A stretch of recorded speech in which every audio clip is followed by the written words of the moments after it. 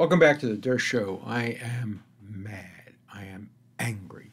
I am angry at this 18-year-old who was able to buy two guns and hundreds of rounds of ammunition and go into a school and slaughter 19 children and two teachers. I'm furious at the governor of Texas for his press conference in which he blamed it on the lack of facilities for mentally ill and mental illness. Let's make a few things clear. Number one, there are no more mentally ill people in the United States than in Sweden, than in Germany, than in Israel, than in Japan.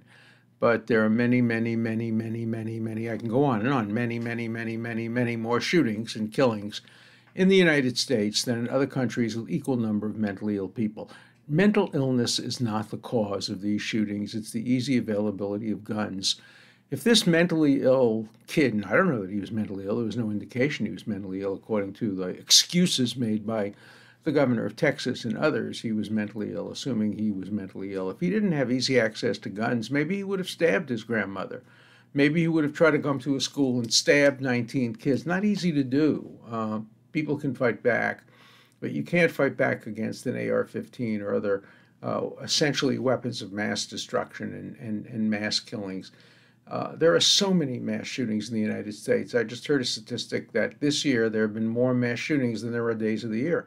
That is, there's been more than one per day average of mass shootings, depending on how you define mass shootings. Obviously, we don't have 19 every day or 10 every day like in Buffalo, New York, but we have an enormous, enormous number. And don't tell me, as a constitutional lawyer, that the state cannot prevent 18-year-olds from getting AR-15s, from getting other weapons of mass destruction. Don't tell me that it's not true. Oh, you can cite a Court of Appeals decision in the Ninth Circuit. It's dead wrong. Yeah, California passed a law saying kids between the ages of 18 and 21, not old enough to go to a bar to drink, not old enough to vape or smoke, but this judge ruled unconstitutional the state statute, the California statute, that said 18-year-olds cannot have weapons of mass destruction. They have to wait until they're 21 to buy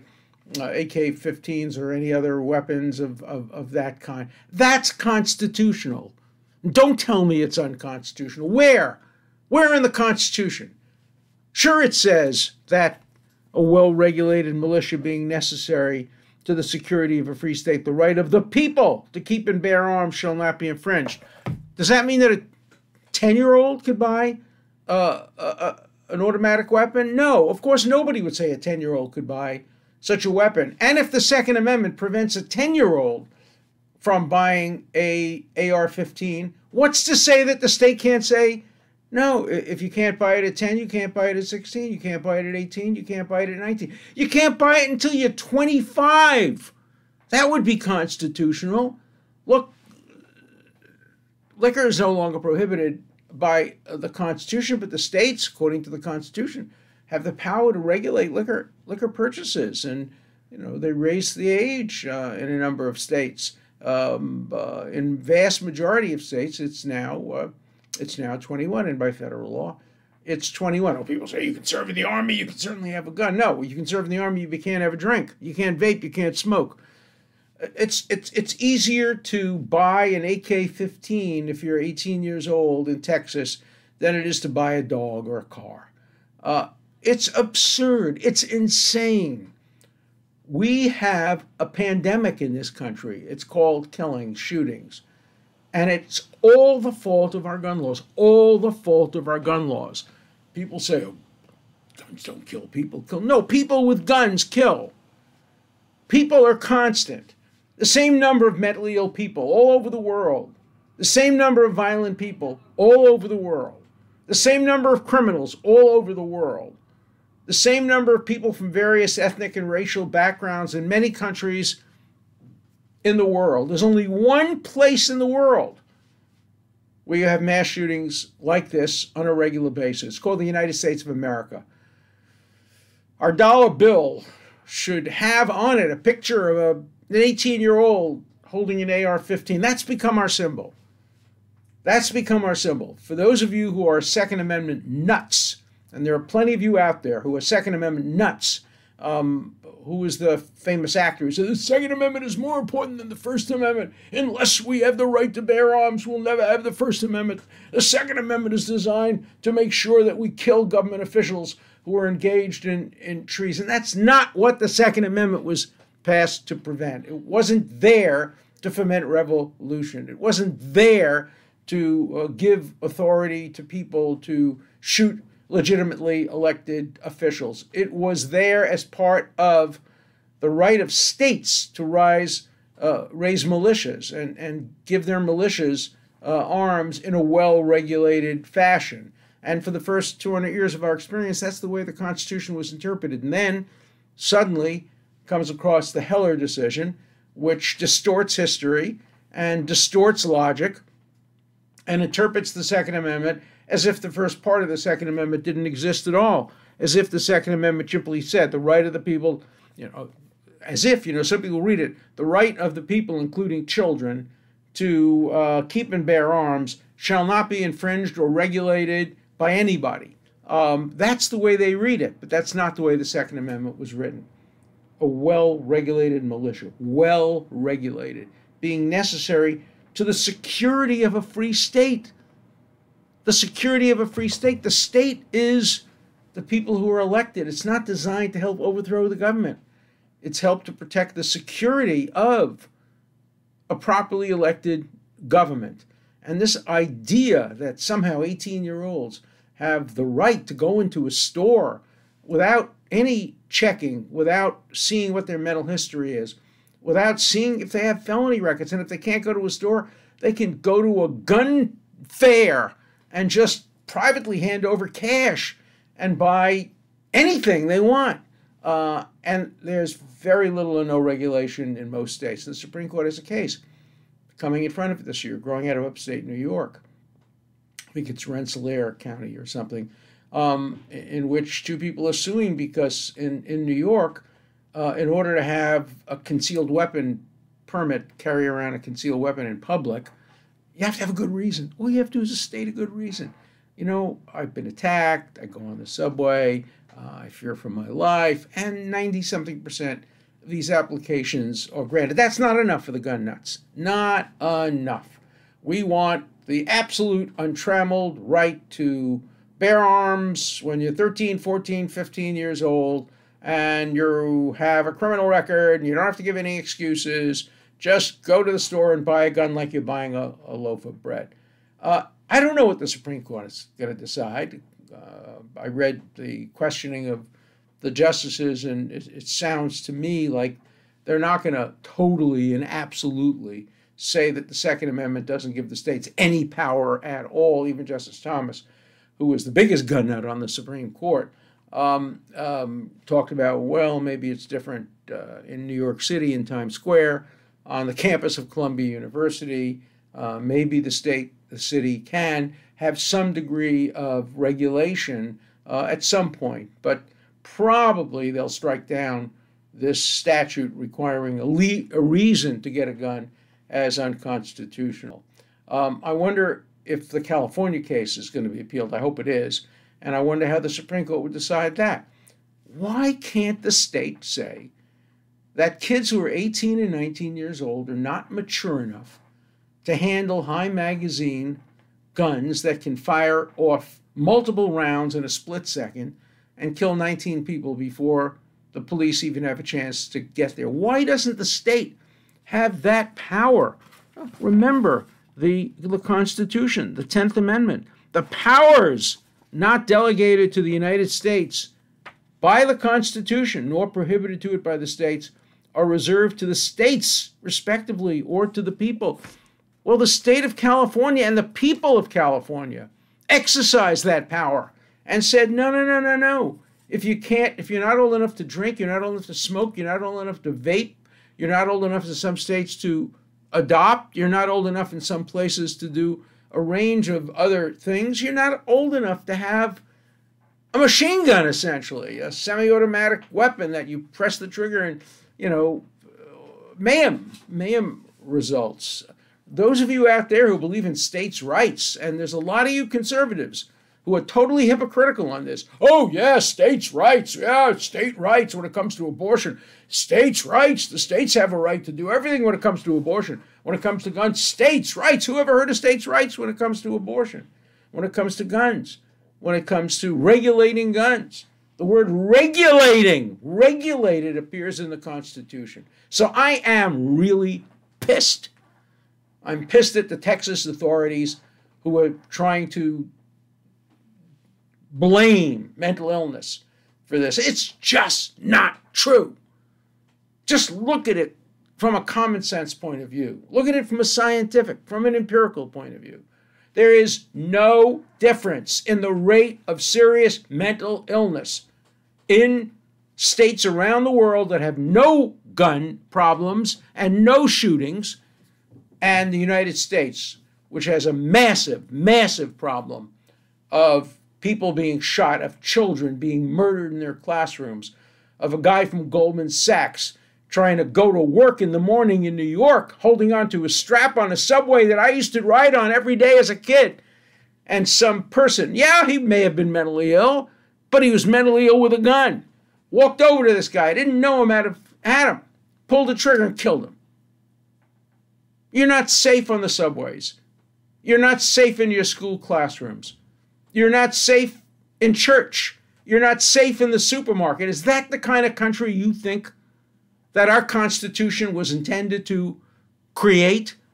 Do you think the Second Amendment was designed to make sure that people had these kinds of weapons that can kill instantaneously? No. That's not what the situation is. Yeah. Guns kill.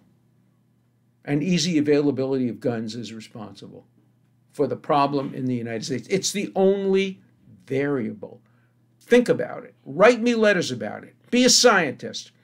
When you have 10 factors, 9 of which are identical, and the only variable is the easy availability of guns, and the country with the easy availability of guns has 100 times the amount of shootings as other comparable countries. Duh. Is there a relationship?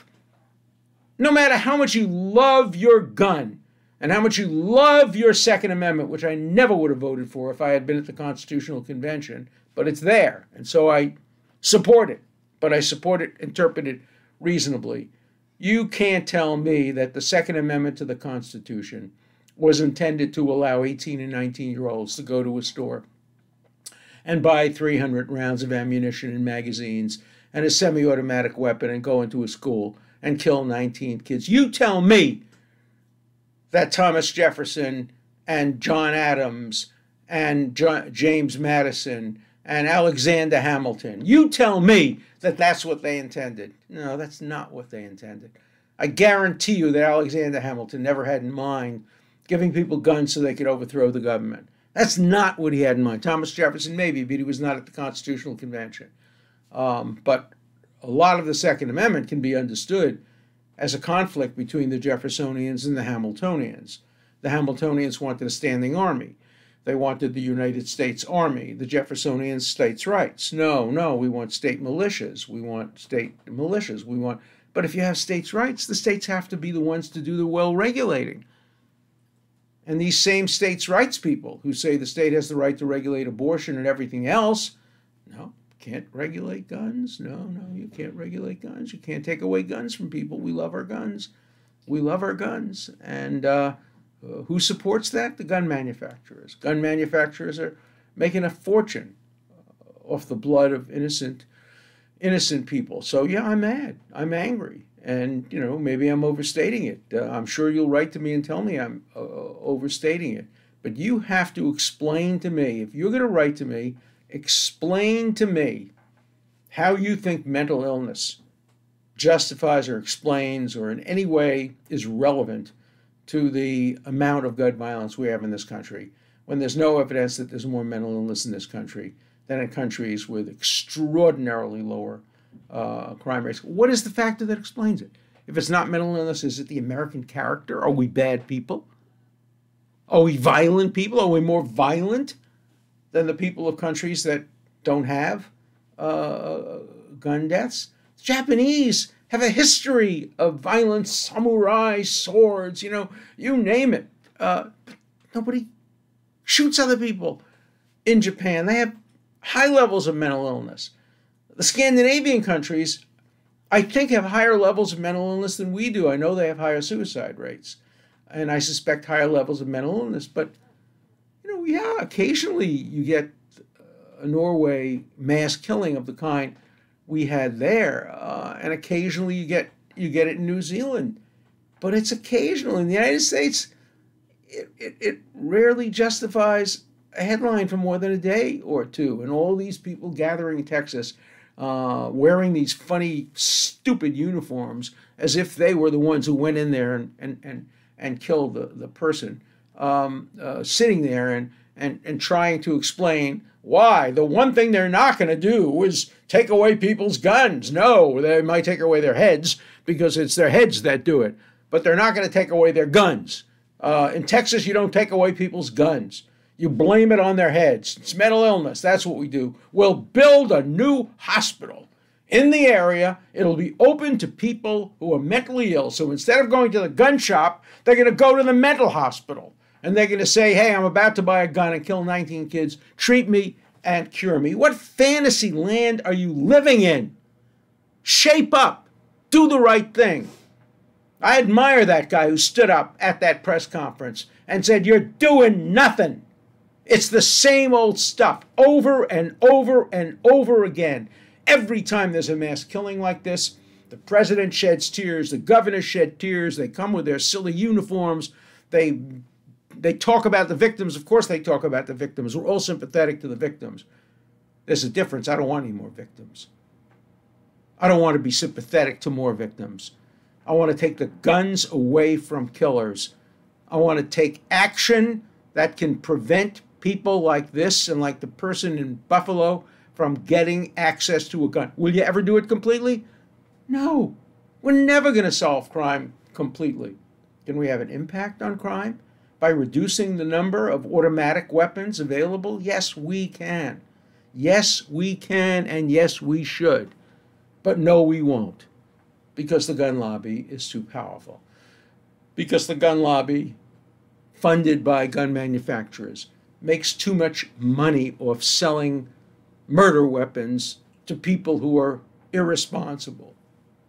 I have no problem with a person having a pistol in their home if they really think they need to protect themselves from intruders or from wild animals, or if they honestly believe someday they may have to go to Washington and shoot the president because they're tyrants, and therefore the Second Amendment gives them some justification for overthrowing the government. Let him have his gun. It's not going to happen. If it does happen, obviously he'll get arrested. It's not lawful to overthrow the government.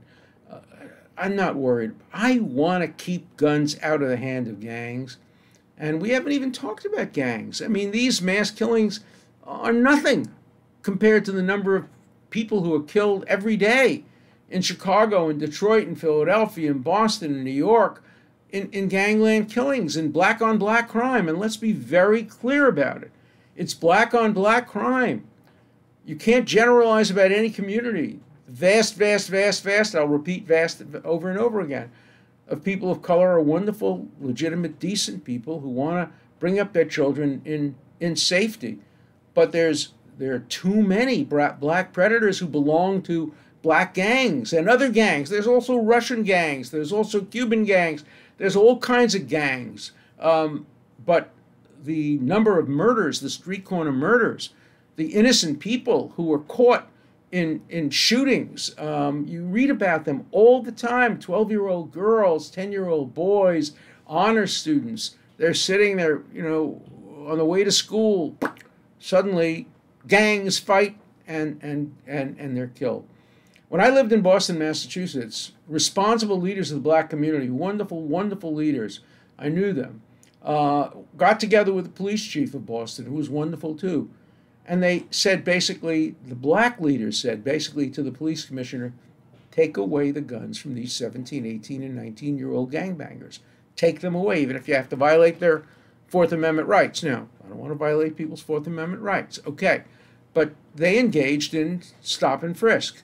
And they disarmed many of the gangs in the Boston areas that had high gang shootings. And they reduced the amount of gang killings in Boston. Who were the beneficiaries of it?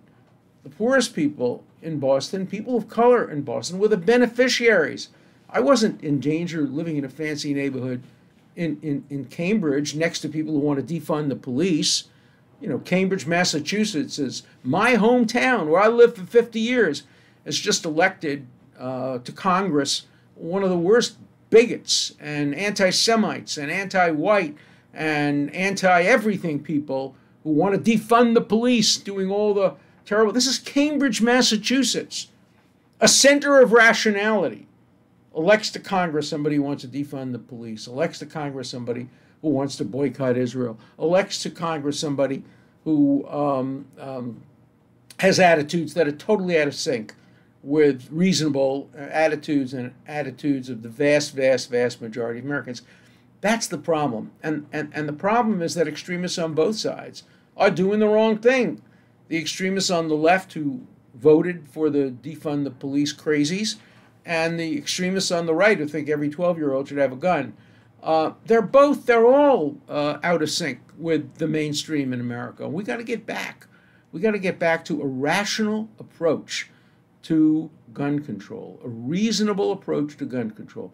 The vast majority of Americans are at the center. They don't want to defund the police on the one hand. They don't want to have weapons of mass destruction available to 15, 16, 17, 18, 19, 20-year-olds on the other hand. The problem is in America, the majority doesn't rule. The extremists rule. And politicians rule. And lobbyists rule.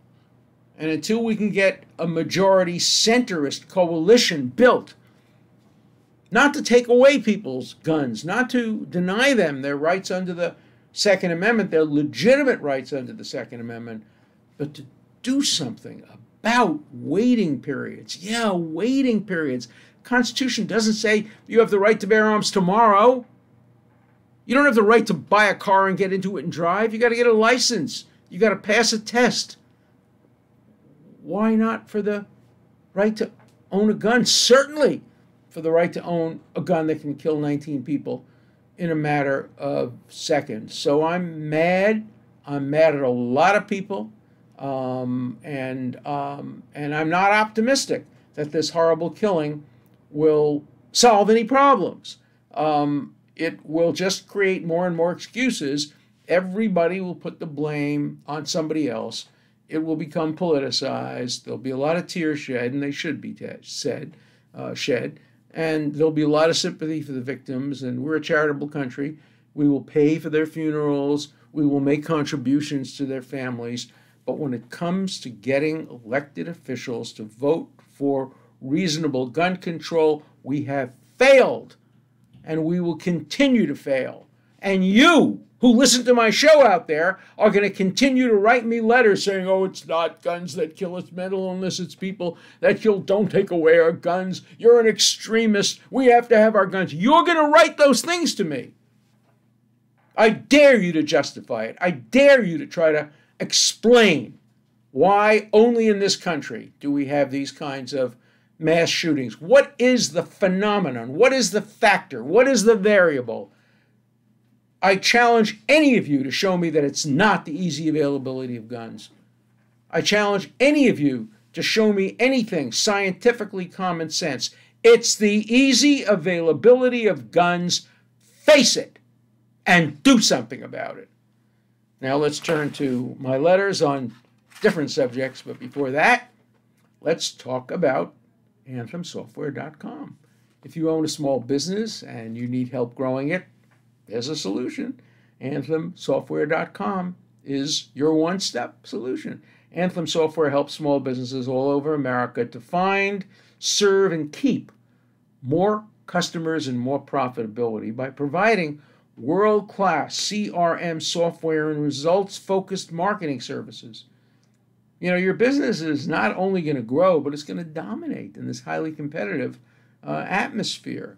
That's anthemsoftware.com. Every business needs a song, and let anthemsoftware.com help you sing yours.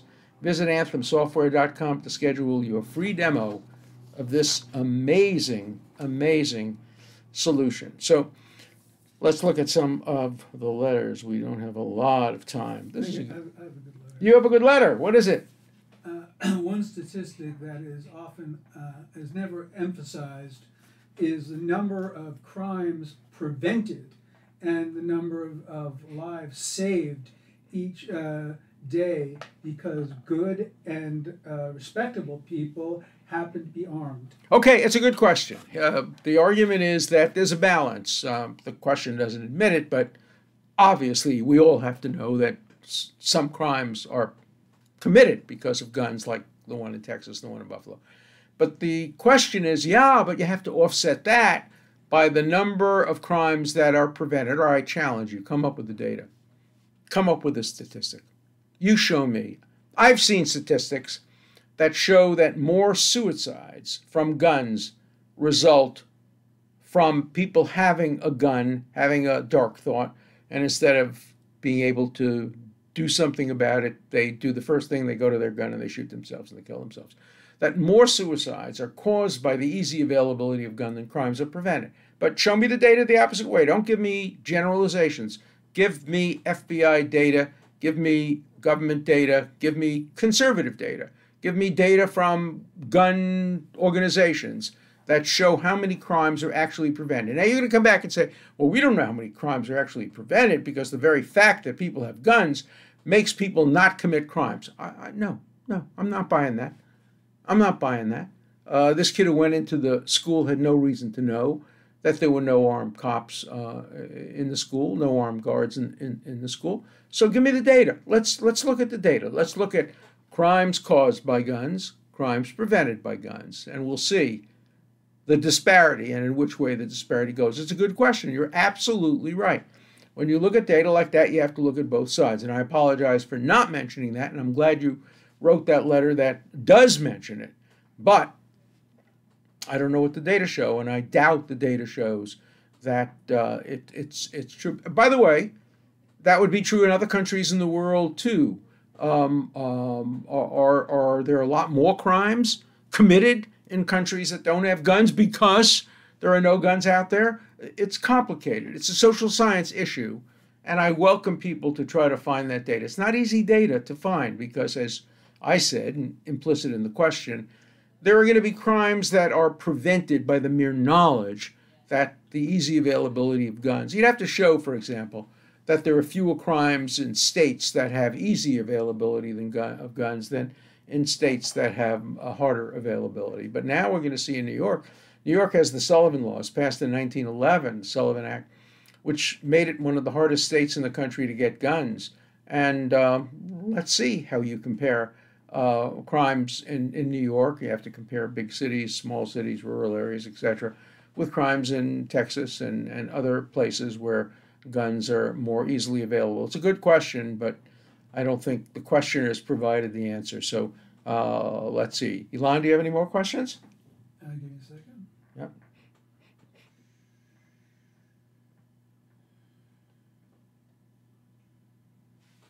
Well, a lot of people are questioning what an assault rifle actually is. Okay, that's a good question. What is an assault weapon? And you guys are more experts than I am. I have a few letters here I was going to read, but we don't have time. Saying, oh, go to a gun range, learn how to use guns, maybe you'll be more sympathetic to guns. No, I haven't had an abortion yet either, and I'm sympathetic to a woman's right to have an abortion. I have no intention of going to a gun range. Guns don't turn me on.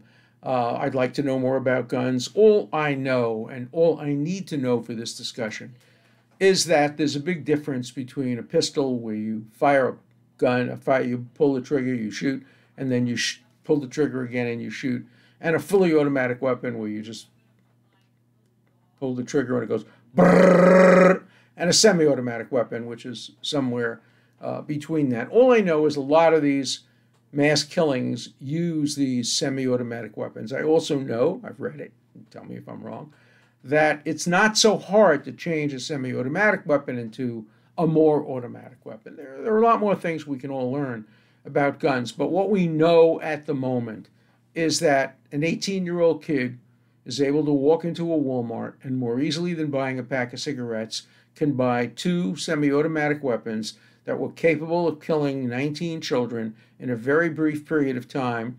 And when he was killed, he left behind magazines filled with bullets that could have killed hundreds of more people. I don't know what more you need to know. If you want to tell me more, I'm happy to hear more. And so let's continue to have this discussion. I know this program is going to make a lot of you mad. A lot of you really love your guns and love the Second Amendment. I tolerate the Second Amendment. I don't think it was the right thing to put in the Constitution, but it's there. I don't want to amend the Bill of Rights, but I want to interpret the Second Amendment reasonably with the word well regulated as an important part of it. So let's have your reaction and see you soon. Thank you.